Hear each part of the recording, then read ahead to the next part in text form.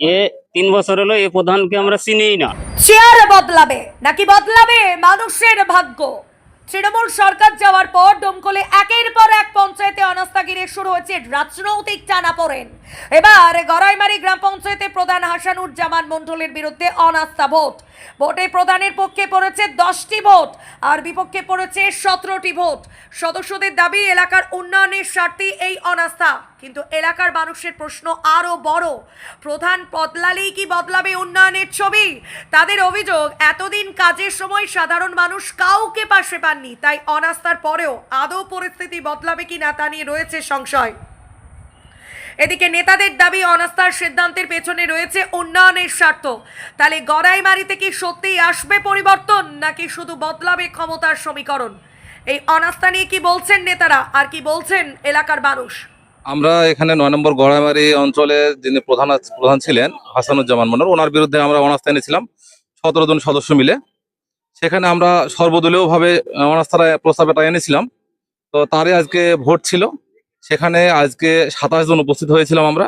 তার মধ্যে অনাস্থার পক্ষে আমরা 17 জন ভোট দিয়েছি, সেটা সর্বদলীয়ভাবে সমস্ত দলের মেম্বাররা সেখানে ছিলেন। আর অনাস্থার বিপক্ষে ভোট 10 জন পড়েছিল। এখানে আমরাই জয়ী হয়েছি, এখানে অনাস্থার পক্ষে আমরা ছিলাম। হ্যাঁ, তো এখানে টোটাল 28 জন সদস্য আমাদের। তো তার মধ্যে 27 জন আমরা উপস্থিত ছিলাম আজকে। 27 জনের মধ্যে অনাস্থার পক্ষে ভোট পড়েছে 17 জন, আর অনাস্থার বিপক্ষে পড়েছে 10 জনের। না, প্রধান আসেননি। আমরা পুরো মোটামুটি এখন সমাজ পিছিয়ে গেলাম। অনাস্থাটা আগেই দরকার ছিল। আমরা ভেবেছিলাম প্রধান আরো একটু শোধন হবে। একটা মানুষ একটা পঞ্চায়েতের জন্য কিসের জন্য আসে? একটা সার্টিফিকেটের জন্য একটা প্রধানের কাছে 10 দিন হয়রানি হতে হয়। বাড়িতে গেলে পাওয়া যায় না, ফোন ধরে না, পঞ্চায়েতে ঠিক মতন আসে না। ঠিক আছে, মানুষের ক্ষোভের মুখে আমাদেরকে পড়তে হয়, সাধারণ মানুষের ক্ষোভের মুখে আমাদেরকে মেম্বারদেরকে পড়তে হয়। সেই জন্য তাদের মানে আমাদেরকেই এত হয়রানি শিকার হতে হয়, তাহলে সাধারণ মানুষ কত হয়রানি শিকার হয়। সেই জন্য আমরা অনাস্থা সর্বদলীয় মিলিয়ে আমরা একটা অনাস্থার ডেকেছিলাম গত 26 তারিখে। আজকে তার ভোট দান ছিল। এ 3 বছর হলো এ প্রধানকে আমরা চিনিই না, বা যতটা মেম্বার আজ এখানে দেখা যাচ্ছে এদের কাউকে আমরা দেখিনি। তো এই যে অনাস্থা করি বা লাভটা কি? এতে তো আমরা তো যেরকম পাইনি, এই যে দ্বিতীয় যে এদের পুরো ভরসা রাখাটাও তো আমাদের ভরসা থাকছে না।